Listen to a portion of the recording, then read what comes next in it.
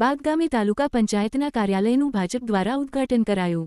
માં નર્મદાના નીરથી નાના એવા બાગ ગામના ખેડૂતો અને ખેતી સમૃદ્ધ થઈ હોવાના રાજીપા સાથે તાલુકા પંચાયતના ઉમેદવાર કીર્તિભાઈ ગોળ અને જિલ્લા પંચાયતના ઉમેદવાર વાલજીભાઈ સંગારના પ્રચંડ વિજયનો વિશ્વાસ વ્યક્ત કરાયો। એ મુંદ્રા તાલુકા પંચાયત હોય, એ માંડવી તાલુકા પંચાયત હોય, મુંદ્રા जिला पंचायतनी બેઠકો હોય, માંડવી जिला पंचायतनी બેઠકો હોય કે નગરપાલિકાની બેઠકો હોય, એ બધા ઉપર તમે 28 તારીખના આપણે ફરી પાછા મળશું ત્યારે કમળનો ભવ્યાતિ ભવ્ય વિજય હશે, એમાં કોઈ શંકાની સ્થાન નથી। આ બેઠક ઉપર ઘણા ઉમેદવારો યુવાન છે ત્યારે સક્રિય પડશે, એમના વિશે શું કહેશો?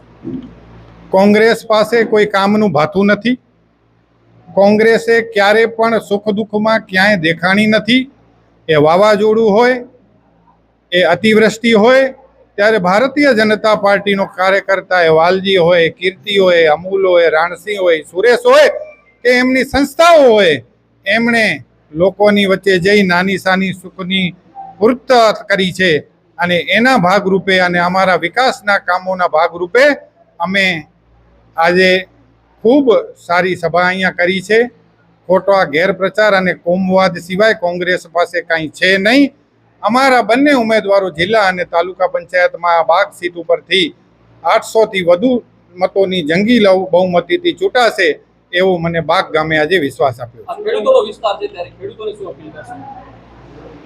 ખેડૂતોનો વિસ્તાર છે, પાણી અહીંયાના 2500-3000 TDS થઈ ગયા હતા।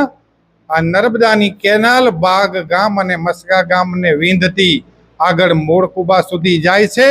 આવનારા દિવસોમાં વરસાદના વધારાના પાણી પણ આ કેનાલોમાં વેવડાવવાનું આયોજન થઈ ગયું છે। ત્યારે આના કચ્છના કિસાનો અને આ વિસ્તારના કિસાનો એ માથા ઉગાડે એવી જમીન છે અને જેમ રાપરમાં નર્મદા આવ્યા પછી જ્યાં 100 થાર ગાડી એક વર્ષમાં વેચાતી હોય, એમ અહીંયા પણ માંડવીમાં તમે જોશો 2 વર્ષ પછી 200 થાર ગાડીઓ વેચાશે એવી અમારી જમીન છે અને અમારા કિસાનો એવા સક્ષમ છે। કોળાઈ સીટનો તો અમે હમણાં થોડા દિવસ પહેલા વિરલભાઈ જોશીના મમ્મી બિનહરીફ થયા છે, સામે બહારથી અમારા એક જૈન ઉમેદવાર મૂક્યા છે। અમારી પાસે વિકાસનું ભાથું છે। અમે સવારના 6 વાગ્યાથી છાસ કેન્દ્ર શરૂ કરી અને માણસ ભૂખ્યો ન જાય એની ચિંતા કરીએ છીએ અને અમે કોળાઈમાં જંગી બહુમતીથી જીતીએ એમાં કોઈ શંકાને સ્થાન નથી। જ્યારે સ્થાનિક સ્વરાજ્યની ચૂંટણી છે ત્યારે બાગ ગામે આજે તાલુકા પંચાયત બાગ અને બિદડા જિલ્લા પંચાયતના કાર્યાલયનું આજે અહીં ઓપનિંગ કરવામાં આવ્યું, જેમાં મુંદ્રાના પ્રભારી અને માંડવી તાલુકા ભાજપના પૂર્વ પ્રમુખ એવા અમૂલભાઈ ડેડિયા, ગુજરાત પ્રદેશ કિસાન મોરચાના ઉપાધ્યક્ષ રાણસિંહભાઈ ગઢવી, કચ્છ જિલ્લા ભાજપના ઉપાધ્યક્ષ સુરેશભાઈ સંગાર, શિલ્પાબેન નાથાણી તેમજ આપણા ઉમેદવાર બિદડા જિલ્લા પંચાયતના વાલજીભાઈ, બાગ તાલુકા પંચાયતના ઉમેદવાર કીર્તિભાઈ ગોર તેમજ દરેક સમાજના બધા મોવડી મંડળના લોકો તેમજ ગ્રામજનો અહીં આજે આ કાર્યાલયના ઉદ્ઘાટનમાં હાજર રહ્યા। ત્યારે સૌ પ્રથમ તો તમામ લોકોનું હું બાગ ગામ વતી અને ભારતીય જનતા પાર્ટી પરિવાર વતી ખૂબ ખૂબ આભાર વ્યક્ત કરું છું। અને વાત જ્યારે અત્યારે ચૂંટણીની છે ત્યારે મતદારોને એક જ અપીલ કરું છું કે જ્યારે 26 તારીખના આ મતદાન છે અને આ એક રાષ્ટ્રીય આપણે પર્વ કહી શકીએ, ચૂંટણી છે એ પર્વ છે। આ ચૂંટણી પર્વની અંદર સૌથી વધારેમાં વધારે મતદાન થાય એના માટે સૌને વિનંતી કરું છું અને આ મતદાન ભારતીય જનતા પાર્ટીની તરફેણમાં મતદાન થાય। કારણ કે ભારતીય જનતા પાર્ટીની મતદાન તરફેણમાં શું કામ થાય તો અત્યારે આપણે જોઈએ છે આખા દેશની અંદર દુનિયાની અંદર ભારતનું જે ડંકો વાગી રહ્યો છે એવી ભારતીય જનતા પાર્ટી છે જેનું નેતૃત્વ આપણા ગુજરાતના જ એક પનોતા પુત્ર આખા રાષ્ટ્રનું નેતૃત્વ કરી રહ્યા છે એવા નરેન્દ્રભાઈ મોદી સાહેબ, જેઓ રાત દિવસ જોયા વગર આ પક્ષ માટે અને આ ભારતના સૌ લોકો માટે રાત દિવસ મહેનત કરી રહ્યા છે।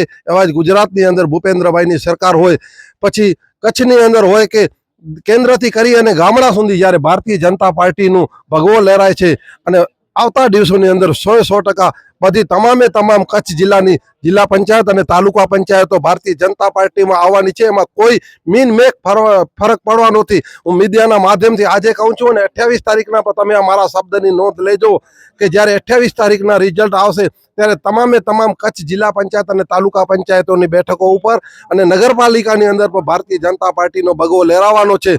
ભૂતકાળની અંદર અનેક ભારતીય જનતા પાર્ટીએ વિકાસના કામો કર્યા છે. ક્યાં ન થયા વિકાસના કામો? કારણ કે જે સત્તા ઉપર હોય, જે કરતા હોય એનો જ વિરોધ હોય.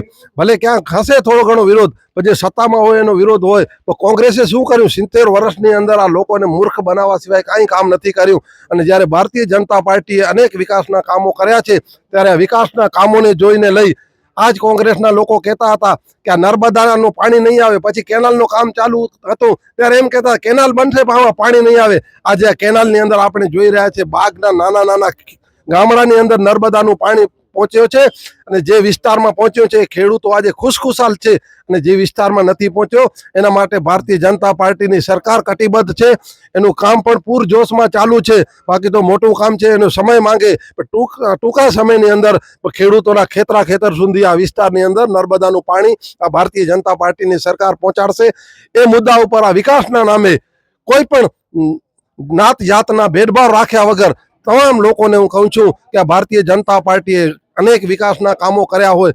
ઘણી બધી યોજનાઓ છે. મા અમૃતમય યોજનાનું કાર્ડ હોય, ખેડૂતો માટેની તમામ યોજનાઓ હોય, MSPના ભાવ હોય, નાનામાં નાના માણસ, મજૂર માણસથી માંડી અને ઉદ્યોગપતિ હોય કે ખેડૂતો હોય, તમામે તમામ લોકોને ખરેખર આ ભારતીય જનતા પાર્ટીની સરકાર ચિંતા કરે છે. ત્યારે હું ફરીને કહું છું કે ભારતીય જનતા પાર્ટીના જે પણ ઉમેદવારો છે એ તમામે તમામ, હું તો કચ્છની જનતાને કહું છું કે તમામે તમામ લોકો કચકચાવી અને 26 તારીખના ભારતીય જનતા પાર્ટીની તરફેણમાં મતદાન આપે એવી વિનંતી સાથે અસ્તુ. ભારત માતા કી જય. જય જય ગરવી ગુજરાત.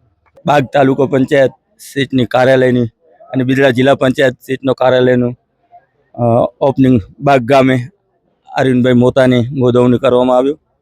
ત્યારે પધારેલ મુન્દ્રાના પ્રભારી અમુલભાઈ, કિસાન મોરચાના ગુજરાત પ્રદેશના ઉપાધ્યક્ષ રાણસિંહભાઈ, સુરેશભાઈ સંગાર, આપણા બિદડા જિલ્લા પંચાયત સીટના ઉમેદવાર વાલજીભાઈ, બાગ તાલુકા પંચાયત સીટના ઉમેદવાર કીર્તિભાઈ, માંડવી તાલુકા પંચાયતના માજી પ્રમુખ શિલ્પાબેન નાથાણી અને દરેક ગ્રામજનો, આ ભાજપની સરકારમાં ઘણા બધા વિકાસના કામો થયા છે. અમે નાના હતા ત્યારે યાદ છે એક પણ રસ્તો કોઈ પણ પાકો નહોતો. સાયકલ લઈને નીકળીએ ને તો સાયકલ પર પડી જાય એટલી રેતી હતી. ત્યારે આજે કોડાઈ ગુંદિયાળીનો વચ્ચેનો ડામર રોડ જોઈએ કે વાડી વિસ્તારમાંથી બાગ ગામમાં આવવું તો એના પણ CC રોડ બની ગયા છે. અનેક વિકાસના કામો થયા છે. નર્મદા મૈયાના પાણી પણ આવ્યા છે. કેનાલની જે નજીક છે ખેડૂતો એ છેલ્લા 3 વર્ષથી મબલખ પાકો કાઢે છે. અને વાડી વિસ્તારમાં પેટા કેનાલો પણ ટૂંક સમયમાં ચાલુ થઈ જાય એવા આપણા અગ્રણીશ્રીનો પ્રયત્નો છે. અને ટૂંક સમયમાં ચાલુ થઈ જશે. વિકાસના કામો ઘણા થયા છે.